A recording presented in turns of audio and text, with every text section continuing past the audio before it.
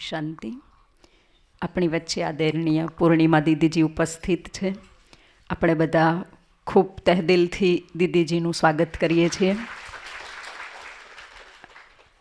આદરણીય દીદીજી પણ આપણને જ્ઞાનરત્નોથી શૃંગારિત કરશે.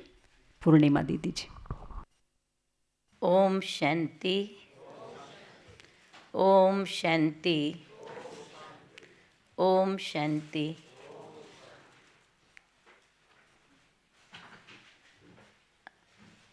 આપણને બધાને શાંતિનો મંત્ર 3 વખત પાક્કો કરાવનાર આપણા બધાના પ્યારા દાદી જાનકીજી, જેઓએ બાબાની આશાઓને, આખા વિશ્વની આત્માઓને સંદેશ આપવાના કાર્યમાં નિમિત્ત બન્યા. અને એવા આપણા પૂર્વજ આત્માઓ જે બ્રહ્મા બાપના મદદગાર બની અને આખા વિશ્વની અંદર સાકાર રૂપમાં અને અત્યારના પણ સૂક્ષ્મ રૂપની અંદર બાપ દાદાની સાથે રહીને ગુપ્ત સેવાઓ કરી રહ્યા છે.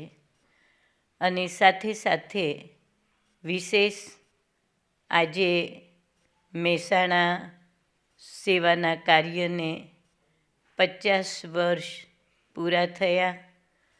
અને એની અંદર પણ પાયાના જે પણ આત્માઓ સ્વર્ગસ્થ થઈ ગયા, કે જેણે પોતાના તન મન અને ધનથી, કાલે પણ સરલાબેને એ આત્માઓને યાદ કર્યા હતા. એવી આત્માઓએ કે જેણે પોતે પોતાના જીવનને બાબાના પાયાની અંદર જે કાર્યની અહીંયા શરૂઆત કરી, એનું ફળ આપણે બધા આજે મેળવી રહ્યા છે. અને સાથે સાથે બાબાના જૂના બાળકોની સાથે આપ બધા પણ બાબાના બ્રાહ્મણ પરિવારની આત્માઓ, સરલાબેનની સાથે સબજોની બધી જ સેવા સાથી બહેનો અને આપ સર્વ બ્રાહ્મણ પરિવારની આત્માઓ એમની સાથે પૂરા મદદગાર બનીને આટલો સુંદર વિસ્તાર બાબાની સેવાનો કર્યો છે. તે બદલ સૌથી પહેલાં તમને બધાને ખૂબ ખૂબ અભિનંદન છે, અભિનંદન છે, અભિનંદન છે. સાથે સાથે આજની બાબાની મુરલીથી આપણે બધાને પોતાના જીવનની અંદર ઘણી બધી પ્રેરણાઓ પ્રાપ્ત થઈ છે. પણ વર્તમાન સમયે ચાહે સાકાર મુરલી હોય, ચાહે અવ્યક્ત મુરલી હોય, રિવાઇઝ થઈ રહી છે. અને જ્યારે રિવાઇઝ થઈ રહી છે ત્યારે આપણને બધાને ખબર છે કે સ્કૂલની અંદર જ્યારે બાળકો ભણતા હોય છે અને જ્યારે લાસ્ટ ફાઇનલ પરીક્ષા આવવાની હોય છે, ત્યારે ટીચર પણ આઈએમપી આપતા હોય છે અને બાળકોને એટલું જ કહે છે કે તમે આની પાછળ મહેનત કરશો તો તમે પાસ થઈ જશો. બરાબર, આપણા પણ સુપ્રીમ ટીચર શ્રી બાબા છે. અને એ પણ આપણને 1937થી લઈને 1969 સુધી 18 તારીખ સુધી સાકાર વાણી દ્વારા આપણને બધાને ભણાવતા રહ્યા. અને બાબાની સાકાર બ્રહ્મા બાબાની એ વિશેષતા હતી કે એ પોતે અંતિમ કર્માતીત અવસ્થા કેવી રીતના મેળવી શક્યા.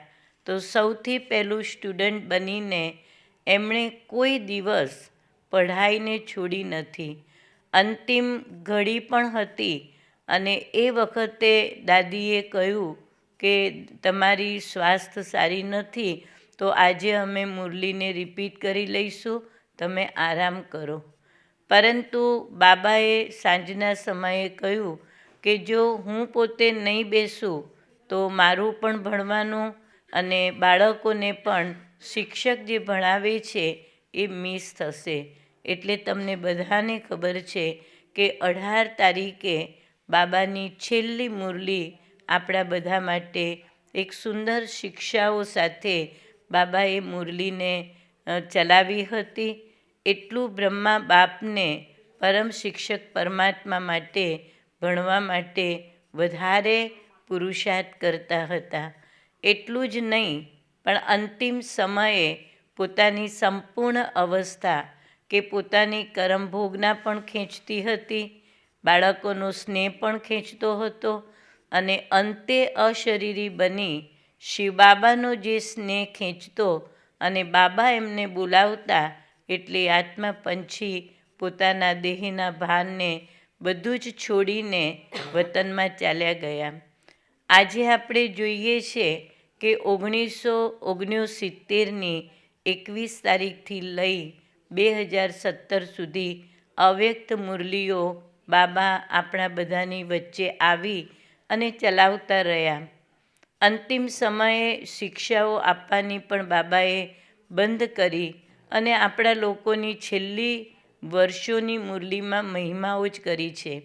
અને એ મહિમાઓ કરીને આપણને બાળકોને હંમેશા નશો ચડાવતા રહ્યા છે. પણ હવે વિચાર કરીએ કે 2018 એ છે 18મો અધ્યાય આપણો શરૂ થયો છે.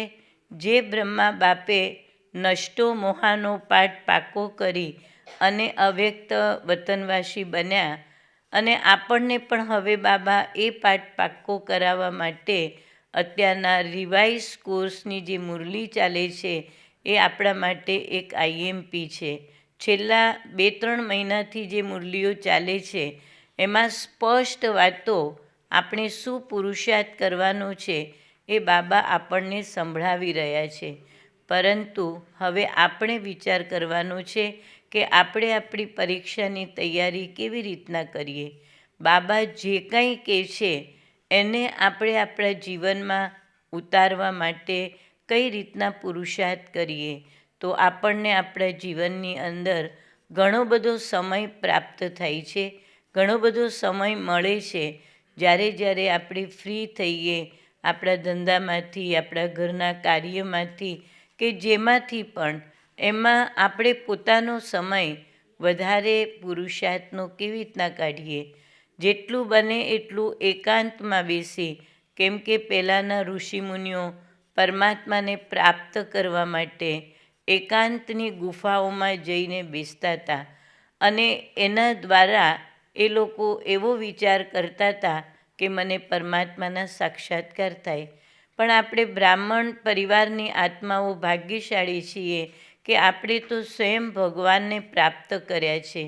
જ્યારે આપણે સ્વયં ભગવાનને પ્રાપ્ત કરી ચૂક્યા છે તો આ સંગમ યુગની જે ઘડીઓ છે એ હવે બહુ ઝડપથી જઈ રહી છે અને આપણે દુનિયાની પરિસ્થિતિઓને પણ જોઈ રહ્યા છે. બાબાએ આજ સુધી જે કંઈ કહ્યું છે એ આપણે પ્રેક્ટિકલ હવે આપણે સાંભળી પણ રહ્યા છીએ, જોઈ પણ રહ્યા છે. અને એ પરિસ્થિતિની સામે આપણે સામનો કરવા માટે અને સાથે સાથે બાબા એ પણ યાદ કરાવે છે કે આદિના સમયે જે પરીક્ષાઓ આવી છે એ અંત સમયે પણ તમને તમારી સામે આવશે. તો એના માટે આપણે આપણા જીવનની કઈ તૈયારી કરીએ. એ તૈયારી માટે ખરેખર આપણા યજ્ઞની અંદર જે સ્પાર્કની અંદર નાની પુસ્તકો નીકળી છે કે જેની અંદર સમયની સમીપતા છે, સાથે સાથે આપણે બાબાને ફોલો કેવી રીતના કરી શકીએ, આપણે લાસ્ટ સો ફાસ્ટ કેવી રીતના બની શકીએ, અને માળાના મણકા ગુણો છે, શક્તિઓની માળા છે, વિશેષતાઓની માળા છે, એવી નાની પુસ્તકો, અને વિદેહી કેવી રીતના બનવું અને વિઘ્ન વિનાશક કેવી રીતના બનવું, એવી નાની પુસ્તકો ખૂબ સુંદર નીકળી છે. આપણે લોકો પોતાના જીવનની અંદર કંઈક ખજાનો પ્રાપ્ત કરવા માટે અથવા તો જીવનને સારી રીતે ચલાવીએ, આપણો પરિવાર સારી રીતે ચાલે એના માટે ધન ભેગું કરીએ છીએ, સોના ચાંદી ભેગા કરીએ છીએ અને એ આપણે બેંક બેલેન્સ કરીએ છીએ. પરંતુ એ બધું જીવનની અંદર જ્યાં સુધી છીએ ત્યાં સુધી કામ લાગશે, પરંતુ આપણું જે જીવનનું ધન છે એ બાબા આપણને બાળકોને અવિનાશી જ્ઞાન ધન આપે છે.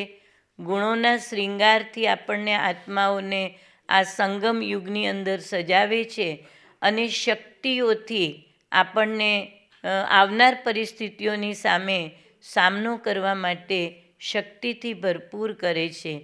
આટલું બધું બાબા ખજાનો આપણને સંગમમાં આપી રહ્યા છે.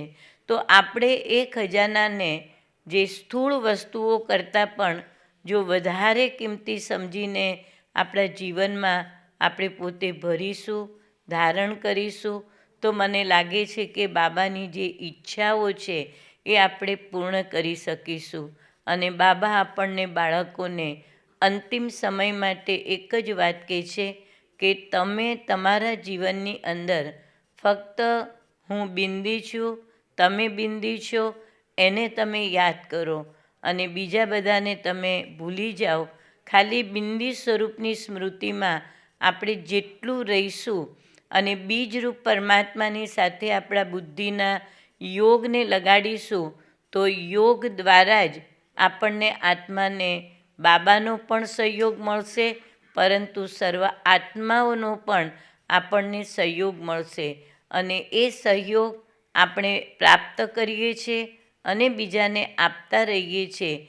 એ જ આપણું સાચું યોગી જીવન છે. અને અંતિમ પરિસ્થિતિ આપણા જીવનના પુરુષાર્થની જેમ શરૂઆતની અંદર બાબાને બધા જોતા અને સાક્ષાત્કાર થતા, એમ બાબાએ પણ મુરલીની અંદર કહ્યું છે કે હવે તમે એવો પુરુષાર્થ કરો કે તમે ન દેખાવ, પરંતુ તમારું સ્વરૂપ છે એના અંતિમ સમયે સાક્ષાત્કાર થાય.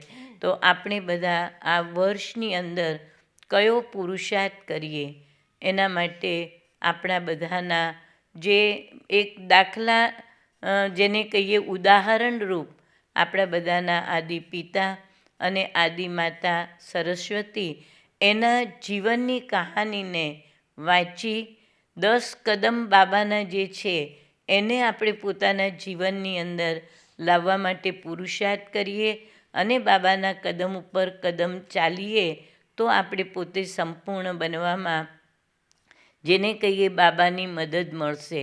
આ વર્ષે અમે પુરુષાર્થ માટે એક વિશેષ એ નક્કી કર્યું છે કે સાકાર બાબાએ જે પુરુષાર્થ કર્યો નષ્ટો મોહા બનવાનો, અને એના માટે બાબાએ નોટની અંદર, દિવાલની અંદર કે જ્યાં ત્યાં લખતા હતા, એમાં પહેલાં પોતાના દેહને ભૂલ્યા. બાબાનો તમે દેહ જુઓ તો દુનિયાની કોઈ વ્યક્તિ એની ભેટ ના કરી શકે, એટલી બાબાની સુંદરતા હતી, એટલું આકર્ષણ હતું. તે છતાં પોતાના દેહને ભૂલવા માટે આત્માના પાઠને પાકો કર્યો.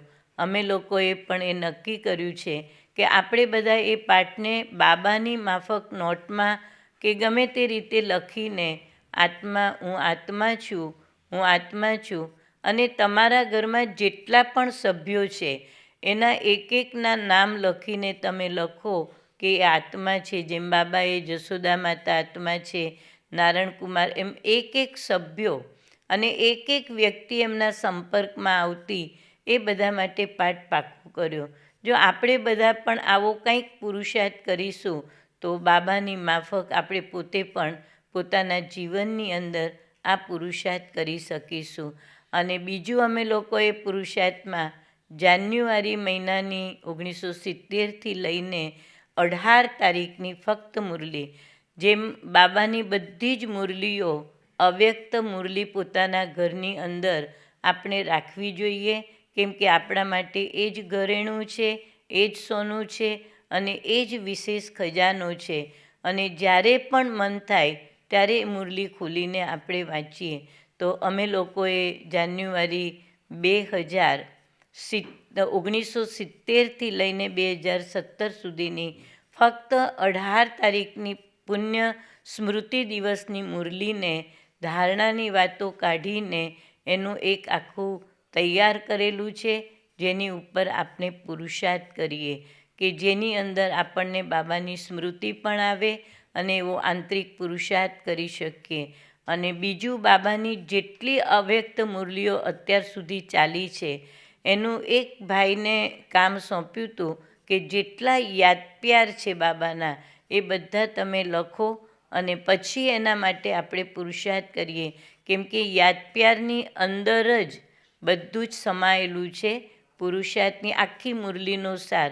તો આવું કંઈક ને કંઈક આપણે પુરુષાર્થ જો કરતા રહીશું તો મને લાગે છે કે આપણે ન વ્યર્થમાં જઈશું, ન વ્યર્થ સંકલ્પ આવશે, ન વ્યર્થ આપણો સમય અને શ્વાસ જશે.